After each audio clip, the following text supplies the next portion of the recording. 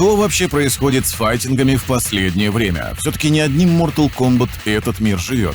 Файтинг от создателей Лиги Легенд 2XKO фактически помер. Riot Games сдалась и прекращает активную разработку игры. Marvel Token тем временем чинит уже после релиза. Запуск на ПК технически провалился. Street Fighter 6 настолько застоялся, что профессиональные игроки уже устали, и их сердца требуют перемен. А в Tekken, игрок которого еще вчера почти никто не знал, вынес лучших игроков мира. Все это разберем в этом ролике. Добро пожаловать в мир FGC. А начнем мы с игры, у которой вообще не было права стартовать так плохо, как получилось. Вообще у Marvel Token изначально было все необходимое для успеха. Marvel сама по себе приводит огромную аудиторию. Arc System Works доказала на Dragon Ball FighterZ, что умеет превращать большую лицензию в зрелищный командный файтинг. Guilty Gear Strive тем временем за последние годы заметно расширил аудиторию самой студии, а над всем этим висит призрак Marvel vs. Capcom, серии, которой давно не хватает полноценного современного продолжения. Плюс Token не пытается быть просто копией старого Marvel. Здесь команда по 4 персонажа, очень узнаваемая анимация Arc System и достаточно необычная система, в которой состав команды раскрывается по ходу матча. То есть интерес был не только к логотипу на обложке, людям действительно хотелось разбираться в новой игре. А потом вышла открытая ПК-бета, и выяснилось, что перед тем, как изучать матчапы, надо было сначала победить собственный процессор. Начались жалобы на статтеры, скачки и нагрузки, нестабильный фреймрейт, сетевые матчи, качество которых зависело не только от соединения, но и от того, способен ли вообще компьютер второго игрока стабильно держать 60 кадров. Для файтинга, как вы понимаете, это особенно неприятно. Разработчики признали проблемы и пообещали исправления к запуску. В официальных рекомендациях для ПК отдельно появились прогрев шейдеров и предупреждение, что при частоте экрана ниже 60 Гц игра вообще может перейти в замедленный режим. Само существование такой памятки за несколько дней до релиза уже не внушало спокойствия. Релиз состоялся, и исправили недостаточно, мягко говоря. Важно, правда, уточнить, что речь именно о ПК-версии. На PS5 люди в основном спокойно играли, обсуждали персонажей, баланс, механики, получились две параллельные реальности. На консоли все, собственно, играют и обсуждают игру, а на ПК почему у меня процессор пытается выйти из корпуса. Поверх производительности ПК-версия требовала учетную запись PlayStation для сетевой игры. Это вообще отдельная проблема игр Sony на ПК, всех это очень сильно бесит, это ударило по людям в странах, где PSN недоступен, таких стран очень много. И плюс добавило раздражение тем, кто купил игру в Steam, но все равно должен проходить через всю вот эту дурацкую, недоделанную инфраструктуру Sony. И вот здесь история становится особенно обидной, потому что многие люди, которые громче всех ругали Marvel Token, одновременно говорили, что игра-то вроде как неплохая. Если выходит плохой файтинг, ну да, бывает, часто бывает, а здесь ты буквально видишь хорошую игру, техническая часть которой не позволяет нормально показать, почему она хорошая. Разработчики, к их чести, отреагировали достаточно быстро, уже первый крупный патч снизил нагрузку на процессор, убрал часть просадок, связанных в том числе с лишней обработкой звука во время матчей. Для многих игра действительно стала заметно стабильнее, хотя полностью одинакового результата на всех компьютерах не получилось достичь. И почти сразу по сети расходится еще одна довольно неудобная для Sony история.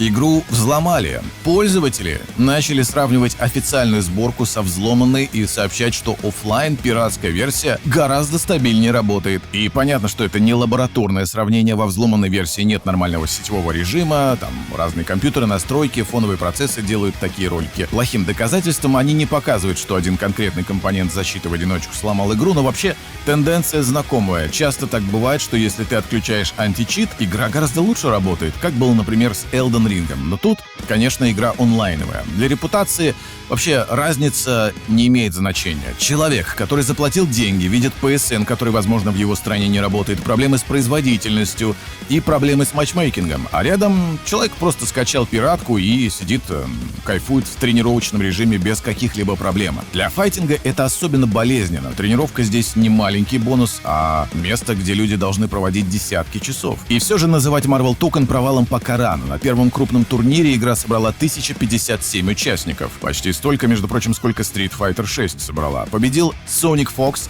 один из самых известных чемпионов современной игровой файтинговой индустрии, причем уже после собственной критики игры, что интересно. Его итоговая формулировка получилась почти идеальной. Ему было весело, но Токен все еще требует работы. То есть сообщество практически моментально сделало то, что делает с любым понравившимся файтингом.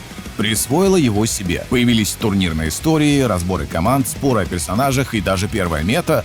Marvel Token не умер. Скорее, это очень хороший пример того, насколько важны первые несколько дней жизни современного файтинга. Это вообще самая сочная часть игры, когда она только что вышла, файтинг еще никто не знает, люди заинтересованы, они на хайпе, очень много людей в онлайне, не так много людей, которые все прекрасно знают, и вы можете получить действительно хороший матчмейкинг, допустим, уже спустя год, людей будет меньше, и вам будет гораздо сложнее, как новичку, найти себе хорошего оппонента. Можно потратить годы на боевую систему, анимацию, лицензию Marvel, 20 персонажей на старте, а потом выпустить просто плохой порт, и первые 100 тысяч разговоров будут не про доктора Дума и его там комбинации, а про загрузку процессора.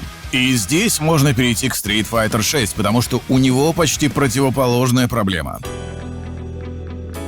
Marvel Token только вышел и оказался недостаточно отполирован. Street Fighter 6 уже несколько лет работает настолько хорошо, что Capcom не видит особых причин что-либо фундаментально менять, и цифры позволяют компании так думать. К июню 2026 года продажи превысили 7 миллионов копий. Вот здесь и проявляется разница между двумя аудиториями игры. Есть человек, который вечером пришел с работы, устал, и есть профессиональный игрок, который видел один и тот же Drive Rush уже до посинения. Для первого Street Fighter 6 может оставаться классной игрой, для второго возникает совершенно естественное ощущение. Я это все уже видел, я это все уже знаю, дайте мне что-нибудь новое.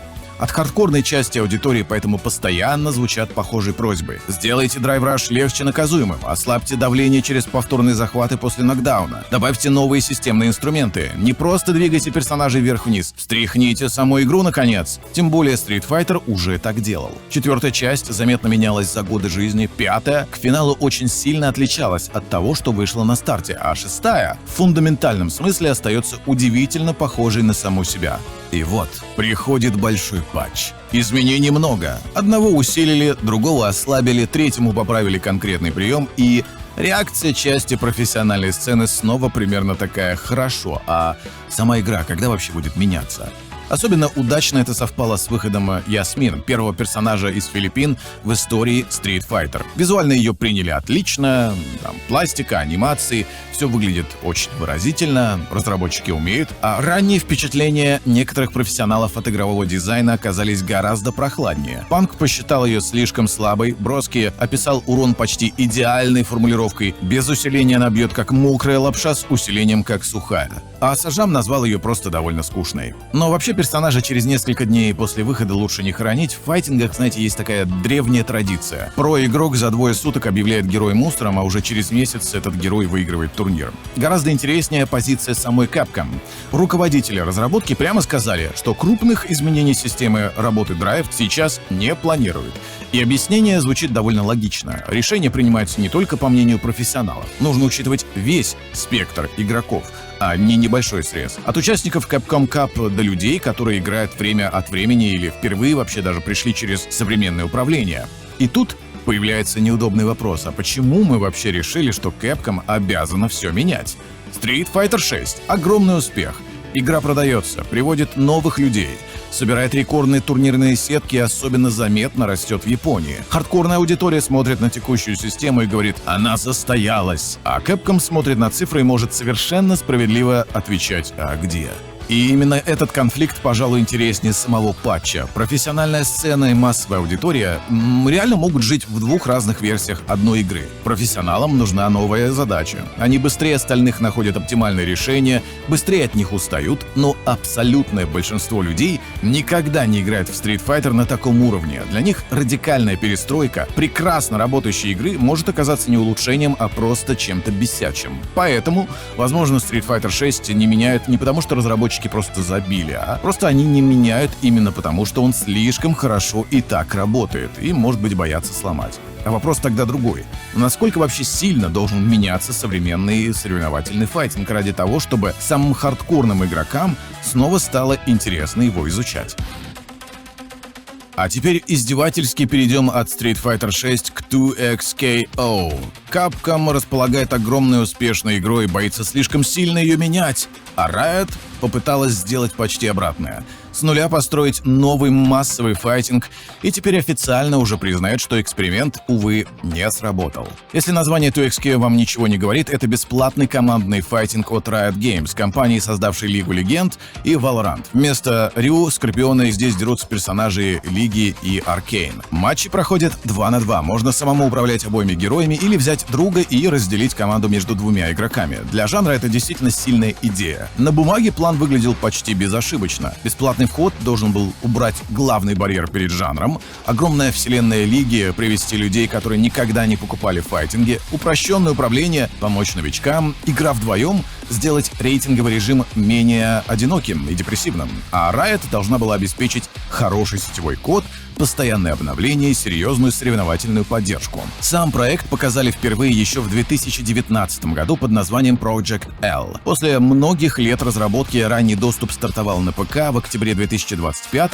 а в январе 2026 игра добралась до PlayStation 5 и Xbox Series. И важно, 2XKO не была пустой игрой, которую вообще никто не заметил. После запуска раннего доступа по миру прошло больше 1500 любительских турниров. На 2026 год Riot подготовила официальную серию из 20 крупных и региональных соревнований. В игру всерьез вложились профессиональные игроки, комментаторы и организаторы локальных сцен. То есть свое комьюнити вокруг игры действительно появилось. Но почти сразу стало понятно, что для Riot этого мало. Меньше чем через 3 недели после консольного релиза компания резко сократила команду разработки. Формулировка тогда была очень осторожной, игру полюбила преданная основная аудитория, но общей динамики недостаточно, чтобы долго содержать команду такого размера. После сокращения разработчики не бросили игру. Выходили патчи, новые режимы, продолжались турниры.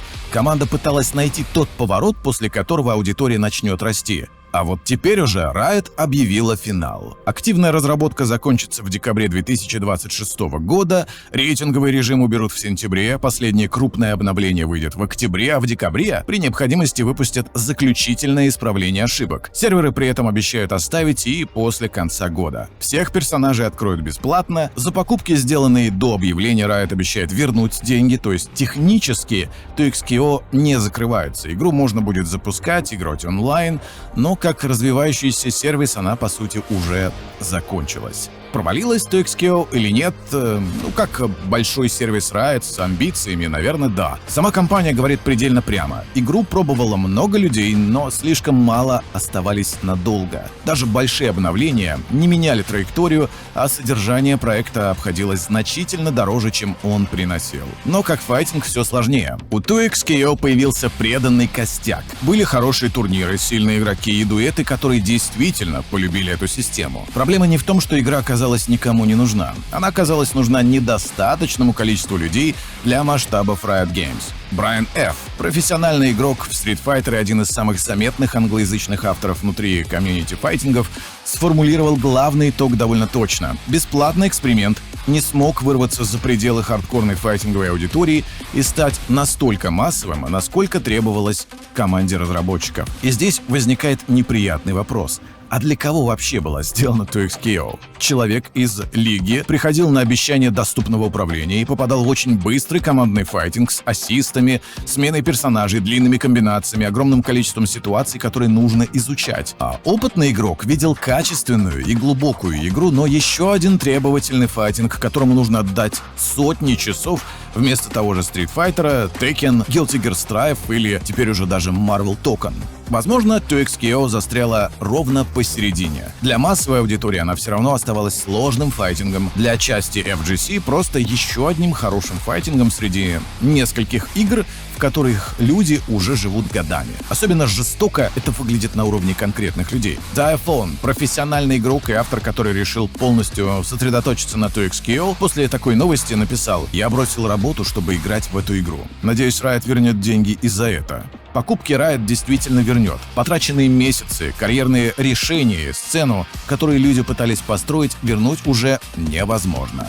Поэтому история 2XKO, мне кажется, не про то, что разработчики не сумели сделать хороший файтинг. Она скорее про то, что хороший файтинг и успешный массовый сервис не одно и то же. 2XKO получила преданное комьюнити, которое хотела команда. Но Riot Games не получила аудиторию такого масштаба, который был нужен всей компании. И еще одна корпорация заканчивает эксперимент, потому что файтинговая аудитория оказалась слишком маленькой, сама сцена никуда не исчезает, конечно. В Tekken она прямо сейчас продолжает находить новых людей, которых еще никто не ожидал увидеть на вершине. В Tekken произошла история, которая очень хорошо показывает другую сторону современного файтинг-гейм комьюнити. Есть игрок Арслан Аш. Если вы следите за Tekken, объяснять, кто это, не надо. Если нет, это один из самых титулованных игроков в истории серии и человек, который несколько лет назад полностью изменил представление международной сцены о силе пакистанского Теккена. До его появления Пакистан вообще не воспринимался как один из центров мировой сцены. Потом Арслан начал приезжать на крупнейшие турниры и просто выигрывать их. А за ним выяснилось, что там существует целая школа игроков мирового уровня, о которых остальной мир практически ничего не знал. И теперь что-то похожее произошло еще раз. На eSports World Cup появляется Зубайр. Для международной аудитории практически ноунейм. Причем на основной турнир он попадает через Last Chance Qualifier, последнюю открытую квалификацию, в которой участвовал 431 человек. И чувак начинает выигрывать. Зубайр проходит квалификацию. На групповой стадии побеждает со счетом 3-0, добирается до полуфинала и встречается с ним снова. На этот раз все решается в 9-й игре сета до 5 побед. Зубайр выигрывает 5-4 и второй раз за турнир убирает с дороги человека, по которому международная аудитория когда-то вообще открыла для себя пакистанскую сцену. После этого в финале его ждет Low High, чемпион мирового уровня и финалист предыдущего eSports World Cup. И тут, даже без какой-либо драмы, 5-0. Аргентина и Ямайка. Все. Человек приходит через последнюю квалификацию и выигрывает весь турнир. За победу он получает $250 тысяч. Так что рейтинговый онлайн, локальные сцены, открытые турниры, квалификации постоянно создают огромное количество игроков, про которых широкая аудитория вообще ничего не знает. Не потому, что они вчера только научились играть, они могли годами разъебывать свой регион. Просто международная камера до них еще не добралась. И вдруг добирается. Выясняется, что очередной никнейм из онлайна вполне способен сесть напротив многократного чемпиона Эва и вообще не впечатлиться этим резюме. Для Tekken это особенно характерно. И особенно характерно для Пакистана. После истории самого Арслана Эша уже, мне кажется, давно пора перестать удивляться. Но они каким-то образом продолжают находить новых людей. И это интересно.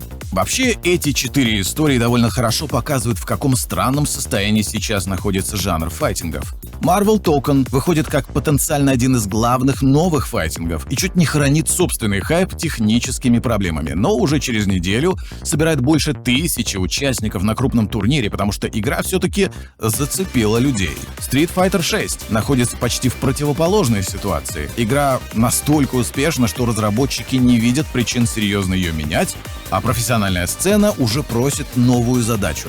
2XKO показывает еще одну крайность. Можно сделать хороший бесплатный файтинг, собрать вокруг него преданную сцену и все равно не набрать аудиторию, достаточную для масштабов Riot. А Tekken в очередной раз напоминает, что лучшие игроки мира — это не обязательно те 20 человек, которых мы привыкли видеть на афишах. Собственно, ради этого и хочется мне периодически делать такие выпуски, потому что вокруг файтингов существует огромный, отдельный, интересный мир, который практически нам не виден, особенно если просто по вечерам запускать тот же МК, Tekken, Street Fighter или в кальянной с пацанами под пивас. Это другая, конечно, история. Тем не менее, это целый мир, и иногда там происходит не меньше интересного, чем в самих играх. Спасибо за просмотр. Если зайдет, как я уже сказал, будем делать больше. Всем удачи, всем пока.